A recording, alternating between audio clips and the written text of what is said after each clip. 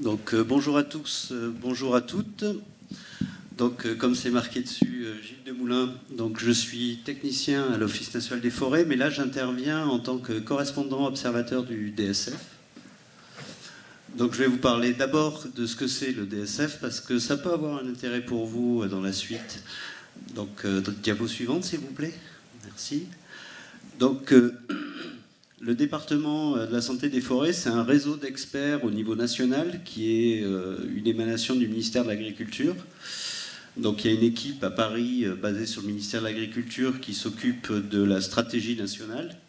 Après, c'est relayé en région en différents pôles. Donc par exemple ici, nous sommes dans le pôle Auvergne-Rhône-Alpes, qui est piloté donc, par du personnel de la DRAF, Direction régionale de l'agriculture et de la forêt. Et après, en dessous de cet échelon DRAF, on a des forestiers de terrain, dont je fais partie. On est 250 à l'échelle nationale. Et ce qui est intéressant, c'est qu'en fait, c'est des techniciens qui sont soit de l'ONF, soit du CNPF, donc du Centre national de la propriété privée forestière, ou des services déconcentrés, c'est-à-dire ce qu'on appelle les DDT. Et donc notre mission, c'est de prospecter les forêts et de suivre l'état des forêts. Il y a aussi bien sûr des experts nationaux qui sont là pour nous épauler sur des questions sur lesquelles nous, on n'a pas de réponse. Diapo suivante s'il vous plaît. Voilà, donc ça c'est une petite photo des correspondants régionaux du DSF. Donc notre boulot, c'est de faire un suivi particulier, de mettre en place des protocoles qui nous permettent de suivre des problèmes divers et variés. Vu les diversités de types de forêts que nous avons à l'échelle régionale, vous imaginez que les problèmes aussi sont très divers. Donc on se pose des questions multiples et variées. Et notre boulot aussi, c'est pour ça que ça peut vous intéresser, c'est qu'on est là pour répondre aussi aux attentes des propriétaires et des gestionnaires. Donc si un propriétaire, qu'il soit privé ou public, a un problème sanitaire, il peut contacter un correspondant du DSF sur son département pour avoir une ébauche de réponse. Parce qu'on peut se poser des questions, mais on n'a pas toujours les réponses à toutes les questions qui se posent. Les problèmes donc, qui frappent la forêt française sont en gros de trois natures différentes. Donc soit ce sont des parasites exotiques et invasifs, c'est le cas de la calarose du frêne dont je parlerai tout à l'heure. Ça peut être le cas aussi de la pyrale du buis qui a frappé par exemple ce département il y a 5 ans et qui a fait des gros dégâts. C'est bien sûr les aléas climatiques, c'est ce dont a parlé Eric il y a quelques minutes avec le changement climatique, où on se retrouve avec de plus en plus de problèmes de sécheresse, d'écart de chaleur, de difficultés à avoir une lame d'eau cohérente d'année en année. Et il y a aussi bien sûr le facteur humain avec des fois des pratiques sylvicoles qui peuvent entraîner des gros problèmes à l'échelle d'un peuplement. Voilà. Donc là, on va rentrer quand même un petit peu dans le cœur de ce qui vous intéresse, c'est-à-dire le frêne, et là plus particulièrement la calarose du frêne. Donc la calarose du frêne, c'est ce que j'ai dit précédemment, c'est un champignon qui est invasif et pathogène. Et donc, comme on le voit sur la carte, à la base, c'est un champignon foliaire qui vient de l'Extrême-Orient, donc de la zone du Japon et de la Chine, et qui était en fait un champignon qui a coévolué avec le frêne de Mandchourie. Donc c'est les photos de droite. Vu qu'ils ont coévolué, pour le frêne de Mandchourie qui vit avec la calarose, aucun problème. Pas de dégâts particuliers. On le voit bien dans la photo, ils sont parfaitement verts, les feuilles vont très très bien. Une fois que les feuilles tombent au sol, comme c'est la photo du bas, hop, revenez en arrière, merci. Une fois la photo du bas, en fait, sur les feuilles, le champignon se reproduit, il y a une fructification qui produit des spores, et le cycle continue sans qu'il y ait de problème particulier sur le frêne de Mandchourie. Par contre, on va revenir encore en arrière, merci.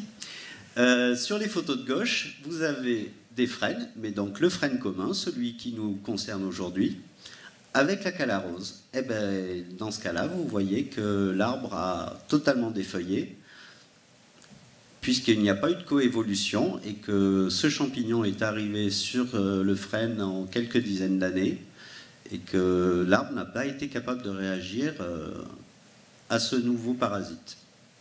On va continuer. Pour la petite histoire, au départ, les premiers forestiers, quand ils ont vu les frênes perdre totalement leurs feuilles ou carrément avoir une mortalité, se sont dit, bon, c'est un nouveau problème de dépérissement lié au changement climatique. Bon, ben, c'est comme ça, c'est pas autrement. Et en fait, nos collègues de l'INRA ont fait des études génétiques sur des prélèvements et se sont aperçus que c'était pas du tout un dépérissement, mais que c'était un champignon foliaire. Donc, voilà. Ce qu'on voit ici, c'est qu'en fait, sur la carte précédente, vous aviez la carte de l'Europe. On va revenir un peu. Voilà. Au centre, la Pologne, qui a été un des premiers sites d'infection dans les années 90. Et après, suivant les couleurs, en fait, on voit que ça s'est étendu sur les côtés. C'est arrivé en France au milieu des années 2000 et que petit à petit, en fait, ça a colonisé l'ensemble de l'Europe et donc l'ensemble de l'aire du frêne au niveau européen. Les parties les plus basses qui sont encore en bleu sont des zones où en fait il y a très peu de frênes communs. Et deuxièmement, en fait, les conditions sont beaucoup plus compliquées pour le champignon pour coloniser ces zones. Mais ça, on le verra un petit peu après. Suivant.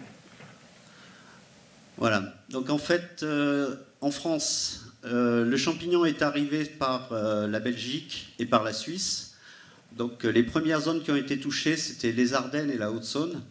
Donc ce qui correspond sur la carte du bas aux zones rouges. Donc c'est les zones où il y a eu le plus de dégâts. Et en plus, ce sont des zones où il y a des frainées assez importantes. Donc ce qui a permis une colonisation rapide. Là, on parle de vitesse de déplacement de 60 km par an. C'est énorme. Donc, et par contre, c'est ce qu'on voit juste en dessous. Le champignon a beaucoup de mal avec la température. Dès que la température arrive à 30 degrés en été, son activité est très fortement ralentie. Et au-dessus de 35 degrés, il y a une mortalité du champignon. Donc, ce qui explique les cartes précédentes où on voyait que la zone du sud-ouest et l'arc alpin étaient relativement peu touchés. Dans l'encadré, vous voyez que les conditions favorables pour ce champignon, ce sont des printemps doux et pluvieux, des étés pas trop chauds et des automnes doux. Donc en clair, ça correspond exactement à ce qui nous est arrivé en 2021. Un printemps très humide, un mois de juillet extrêmement humide et un mois d'août pas très très chaud. Donc si en 2018, 2019 et 2020, la calarose avait un petit peu freiné, en 2021, ça a totalement explosé, puisque là, toutes les conditions étaient réunies pour qu'il se développe très très bien. Donc on voit que à peu près la totalité de la France a été colonisée en 10 ans. Pour un champignon, c'est quand même une vitesse assez hallucinante.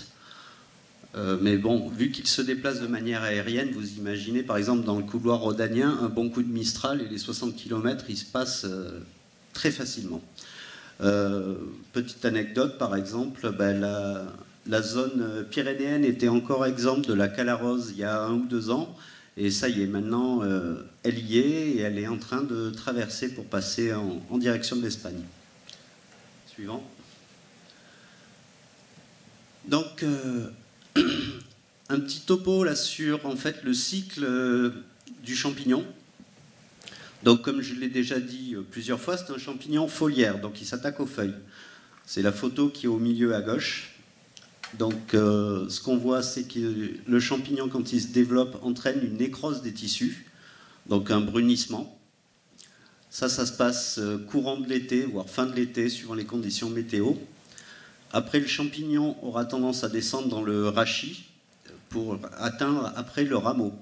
C'est ce qu'on voit sur les photos du haut, où on voit en fait des brunissements au niveau des branches. Donc le rameau est lui aussi nécrosé, puisqu'en fait le frêne n'arrive pas à compartimenter et à empêcher l'évolution du champignon. Une fois qu'il y a une nécrose en général, les feuilles, quand elles sont vraiment nécrosées, elles tombent au sol. C'est ce qu'on voit sur la photo de droite. elles vont arriver au sol, et une fois qu'elles sont au sol et qu'il y a fructification, les spores peuvent rentrer dans l'arbre au niveau du collet. Et donc ça, c'est la photo qui est complètement à droite. Là, on s'est amusé, en fait, on a gratté l'écorce pour voir dans quel état était le bois en dessous de l'écorce. Et on voit qu'il est totalement brun. Et en fait, c'est parce que le champignon a réussi à coloniser le bois et a entraîné une nécrose. Donc là, vous avez un arbre qui est nécrosé sur une face, deux faces et peut-être même de l'autre côté. Et vous imaginez que si la nécrose se fait sur l'ensemble du pourtour du collet, normalement, il y a mortalité de l'arbre dans les semaines ou les mois à venir. De plus, ces zones nécrosées sont des zones de faiblesse. Donc s'il y a un coup de vent, les chances qu'il casse au niveau du pied sont assez importantes. Donc vous vous retrouvez donc avec, premièrement, un arbre qui est attaqué au niveau de la cime, au niveau foliaire, donc les feuilles qui vont tomber, des nécroses des branches qui vont entraîner une mortalité des branches, c'est ce qu'on voit sur la photo du haut. Une fois que les feuilles sont tombées, ça peut entraîner une contamination au niveau du collet, qui va entraîner une nécrose des tissus au niveau du collet, et donc une attaque au niveau du pied du tronc. Donc une sorte d'effet qui se coule, où le champignon va attaquer autant par le haut que par le bas. C'est à peu près le... On a fait une deuxième diapo qui reprend à peu près les mêmes choses, avec... deux, trois petits détails en plus. La petite foudre gauche avec marqué armillaire. L'armillaire, c'est un champignon de faiblesse. Et en général, donc, si l'armillaire commence à se développer au niveau du collet, ça va permettre une surinfectation du champignon et donc des nécroses encore plus importantes. Donc là aussi, un double effet qui se coule. Ce qu'on voit aussi, c'est les dépérissements ou les photos du bas, où le houppier peut être dégradé jusqu'à des niveaux de 100%. Donc là, on n'a plus du tout de branches vivantes sur la photo de droite. Autre chose, sur la photo complètement à droite, au milieu, on a coupé la branche où il y avait une nécrose, et on voit bien que la partie brune, ce sont des tissus qui sont morts. Donc on voit que la nécrose n'est pas que superficielle, elle arrive à bien pénétrer sur toute la partie vivante du bois, et donc ça entraîne une perte de production et une perte d'activité biologique de l'arbre. Suivant. Donc oui, la calarose, ça peut entraîner une mortalité des arbres. La mortalité des arbres, elle n'est pas liée... elle n'est pas liée à l'attaque sur le houppier, elle est vraiment liée à la nécrose au niveau du collet. Parce que le collet, c'est vraiment une partie indispensable, c'est la liaison quand même avec entre la partie souterraine et la partie aérienne. C'est une zone aussi où se font pas mal d'échanges gazeux. Donc si cette partie est touchée, c'est ce qu'on voit sur la photo, où on voit qu'il y a un brunissement de l'écorce, et quand on voit la coupe, on voit qu'il y a une nécrose sur à peu près 50% de la superficie. C'est énorme. Donc là, la mortalité peut être très importante. Ce qui est très important, ça je vous le dis si vous avez des frênes chez vous, c'est qu'en fait il n'y a pas de lien entre l'état du houppier et l'état de nécrose au niveau du collet. C'est ce qu'on voit sur les photos du bas. C'est-à-dire que vous pouvez avoir des arbres complètement défeuillés, avec une mortalité de branches très importante, et avoir un collet parfaitement sain. Et à contrario, avoir des nécroses au collet, tout en ayant un houppier relativement vert. Donc en fait, c'est deux symptômes non liés. Donc il faut faire un diagnostic des deux pour voir quel est l'état global de votre arbre. Voilà. La calarose s'attaque aux frênes communs, ça vous l'avez compris. Par contre, elle ne s'attaque pas de la même manière suivant les stades de développement du frêne. Ça, c'est le diagramme du bas. En vert, vous avez des arbres de moins de 5 cm de diamètre à 1,30 m. Donc en clair, des tout petits. On voit qu'on a une mortalité annuelle qui peut atteindre 40%. C'est énorme. C'est-à-dire que si chaque année vous perdez 40% d'un jeune peuplement, ben, au bout de 3 ans, il y a de fortes chances que votre jeune peuplement soit complètement mort. Par contre, si ce sont des arbres de moins de 25 cm, on passe à moins de 10%. Et si ce sont des arbres de plus de 25 cm, on est autour de 5%. Donc en clair, plus l'arbre est jeune, plus la mortalité est importante. Autre facteur important, sur des peuplements qui sont infectés depuis 1 an, on voit que le niveau est relativement faible. Et qu'à partir de la 5e, 6e, 7e, 8e année, il y a une augmentation. Puisqu'en fait, il y a une surinfectation d'année en année. Et c'est un peu ce qu'on voit aussi sur le diagramme du haut. Nombre d'années de présence de la calarose, plus le nombre d'années, c'est-à-dire plus les peuplements ont été infectés il y a longtemps, plus on a de chances d'avoir une mortalité importante. Ça se revoit aussi sur la carte en haut à gauche, où on voit que les zones rouges sont des zones où plus de 30% des arbres sont atteints et où les dommages sont sévères. Ça correspond en fait aux zones qui touchent la Belgique et qui ont été touchés les premiers au courant des années 2009-2010. Autre chose, on s'est aperçu aussi, mais alors là, on en est à un stade où là on est en pleine phase de recherche et on attend de voir ce que l'INRA va nous sortir. Il semblerait qu'il y ait une résistance génétique de certains arbres à la calarose. Mais vraiment, pour le moment, on a des résultats qui sont très partiels et sur lesquels on a du mal à s'appuyer. Pour le moment, on en est à dire que, pour le moment, ça serait peut-être 3% de ces arbres qui présenteraient une résistance génétique. Donc c'est vraiment un chiffre extrêmement faible. Deuxième phénomène, on s'est aperçu qu'il y avait des arbres qui vivaient avec la calarose, en étant très dégradés, mais qui vivaient. Et qui arrivaient à vivre plusieurs années et qui continuent à produire des feuilles d'année en année. Il serait certainement entre 20 et 30% dans la population globale des frênes français. Donc je reprends. Les jeunes peuplements sont extrêmement sensibles. En fait, ce qui se passe, c'est que vu que l'infectation se fait au niveau de l'écorce, photo du haut, vous avez un très jeune bois, l'écorce est très lisse, très fine. Photo du bas, vous avez un arbre qui a quelques années de plus. Le rhytidum commence à se former, vous avez une écorce beaucoup plus épaisse. Et donc là, le champignon va avoir beaucoup plus de difficultés à pénétrer ces tissus pour entraîner des nécroses. Donc, je reprends le schéma du bas.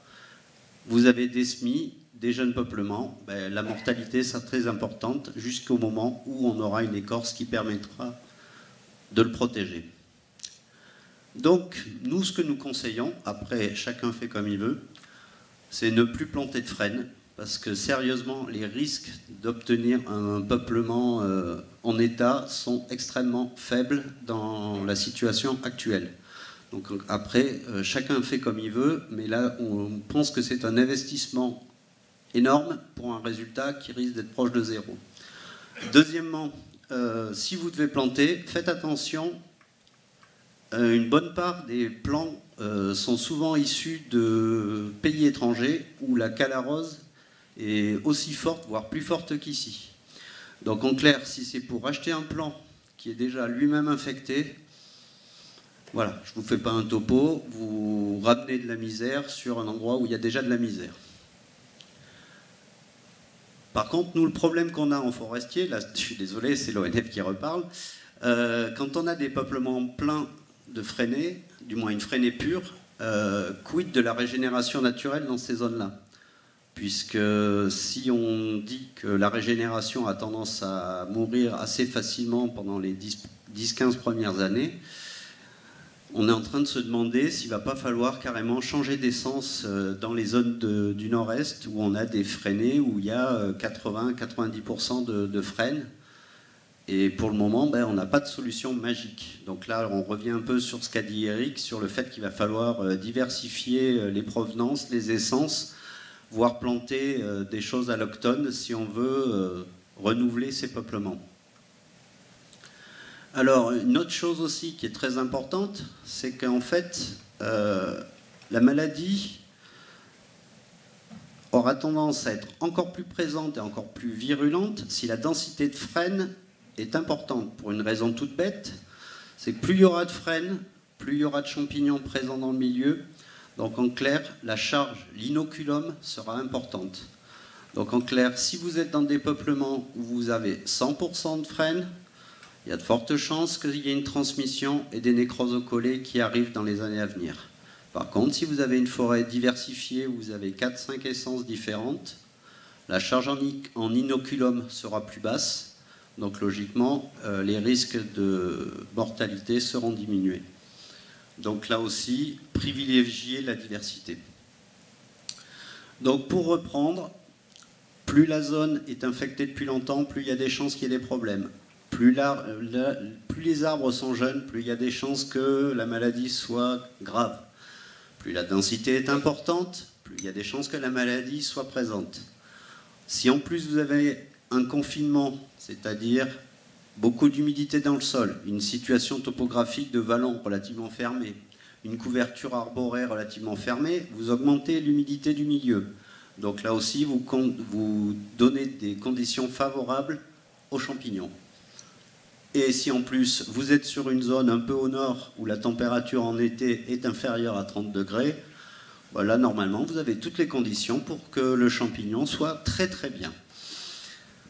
Donc nous en Rhône-Alpes, on est un peu à cheval entre la zone méditerranéenne et les zones du Grand Est. Donc on est bien atteint, mais ce n'est pas encore totalement la catastrophe. Et surtout, on a la chance de ne pas avoir de peuplement pur de frêne sur des grandes surfaces. Donc il y a des atteintes de la calarose, ce n'est pas encore catastrophique, mais on est fortement touché aussi. Suivant. Et un point où là je vais être un peu moins à l'aise, puisque là je sors de la forêt, et un forestier qui sort de la forêt, il n'est pas dans son milieu. Donc la calarose hors forêt.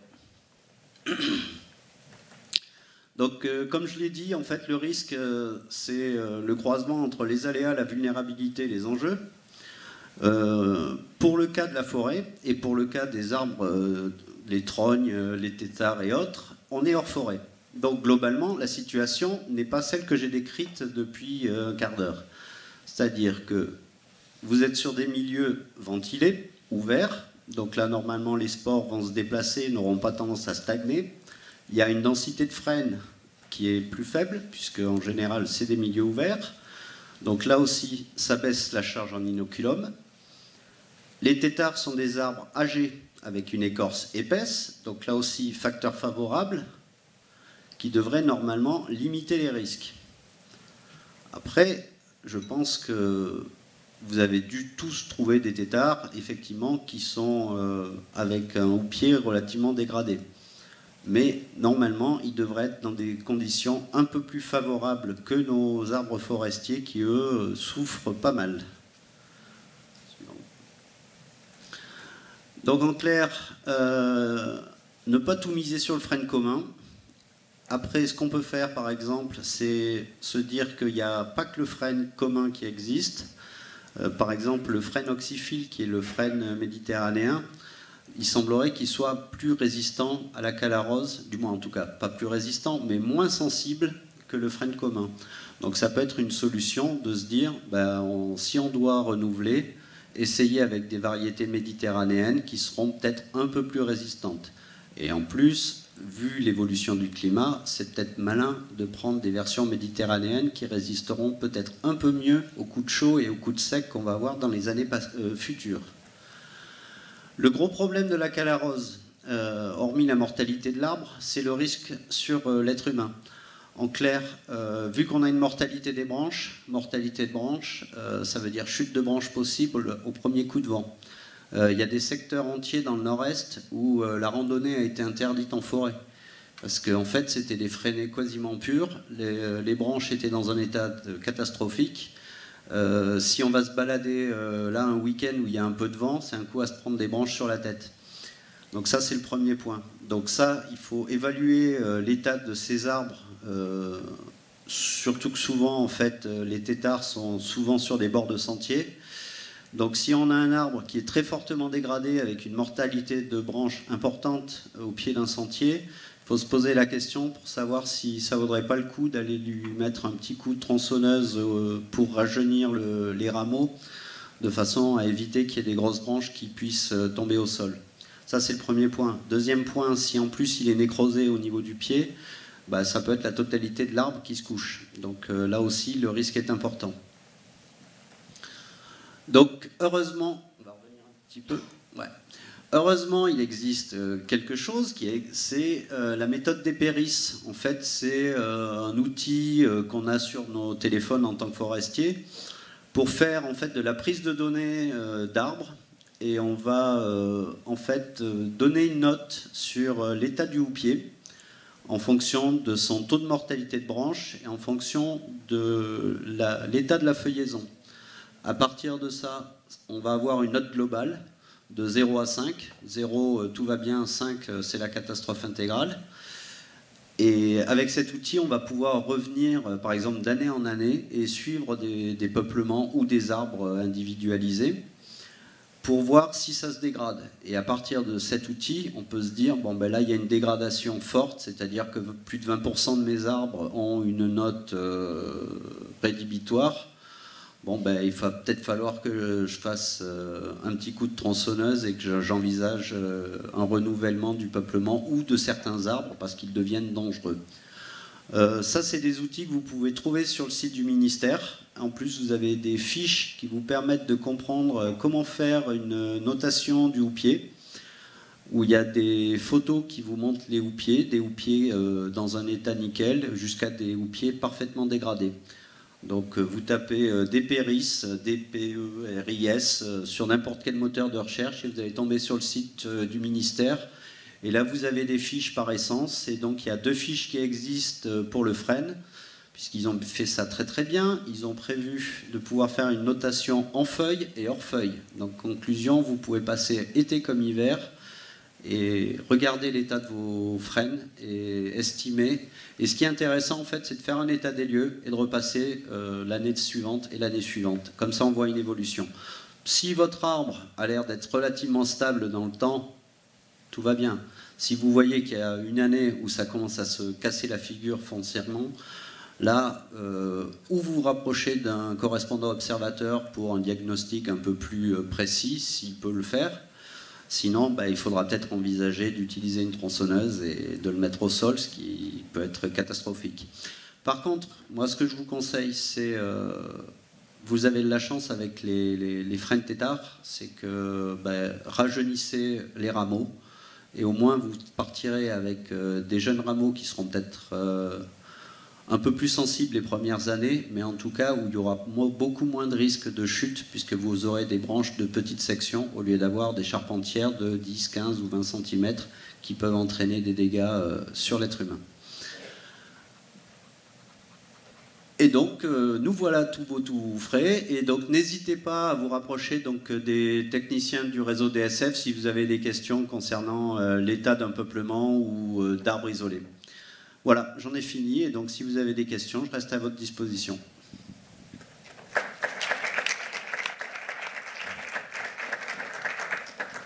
Alors, bonjour. Quel est le retour d'expérience sur la calamus du frêne qui arrive en 90 en Pologne ? Parce que là, du coup, on est sur bientôt pas mal d'années. Alors autant, on est encore dans la phase très virulente en France. A-t-on le recul côté polonais ? Alors moi, je vais avoir du mal à répondre. Par contre, j'en ai discuté avec mon collègue qui a fait le PowerPoint et qui est retourné en Pologne il y a quelques temps et qui a dit qu'effectivement, on trouve toujours du frêne en Pologne après 30 ans d'attaque. Donc l'essence est toujours là. Par contre, il m'a dit qu'il n'avait pas vu de régénération. Donc en clair, on a des vieux arbres, des arbres un peu moins vieux, mais pas de jeunesse. Donc c'est ce que je disais, le renouvellement à terme de ces peuplements, pour le moment, on n'a pas de solution.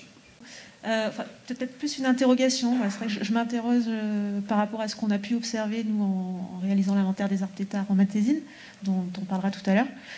Il semble quand même qu'avec le regain de vitalité qui est généré par la taille, on est quand même une résistance de la part des trocs qui est quand même assez, qui semble quand même assez intéressante, quoi. Ouais, c'est ce que je disais dans une des diapos. Je ne parlerai pas de résistance, je parlerai de tolérance. C'est-à-dire que je pense que l'inoculum doit être là, doit être dans les parages, Mais effectivement, vu qu'il y a un rajeunissement des branches, en fait, ce qui se passe, la différence avec un arbre en forêt, c'est que lui, une fois qu'il a fait son pied, on a un stock de branches. Il y a un peu la périphérie qui va gagner d'année en année. Mais donc, s'il y a une nécrose, ben, une fois que c'est nécrosé, c'est nécrosé. Donc, en clair, on aura de plus en plus de branches mortes à l'échelle du houppier. Alors que là, en faisant un rajeunissement, on remet les compteurs à zéro. Donc, le houppier va se refaire. Mais donc, il y a de fortes chances que si vous refaites votre état des lieux dans 5 ans, vous allez re-observer une mortalité de branches, un peu une chute à un endroit, un peu des trous à gauche, à droite. Mais effectivement, on remet les compteurs à zéro. Et vu que, en fait, il n'y a pas de... Du moins, quand on est toujours sur un arbre adulte, normalement, il y aura beaucoup moins de risques de nécrose au pied. Donc, à mon avis, c'est une bonne chose à faire. Autre chose aussi importante que je n'ai pas dit, en fait, vu que la nécrose au pied se fait au niveau de l'accumulation de feuilles au pied, les arbres en trogne, en général, vu qu'il y a peu de densité, l'accumulation de feuilles au pied est relativement faible. Donc là aussi, c'est un facteur positif qui fait que ça limite les risques de calarose. Oui, pour continuer, est-ce que ça veut dire que le fait de pratiquer du taillis ou du trognage, ça permet de court-circuiter la calarose, tout simplement? Alors, sur le taillis, je pense que ça serait contre-productif, puisqu'on va recouper au niveau bas, et c'est la zone où il y aura l'infection du collet. Par contre, la trogne, à mon avis, c'est la meilleure solution qu'on ait. C'est-à-dire qu'on conserve ce ritidum, du moins cette écorce épaisse au niveau du pied, donc une sorte de protection naturelle de l'entrée de la calarose, et on peut intervenir sur la partie haute. Si elle est trop dégradée, un coup de tronçonneuse, on repart à zéro et on est tranquille pour 5, 10, 15, 20 années. Vive les trolls. Eh ben, merci beaucoup, Gilles.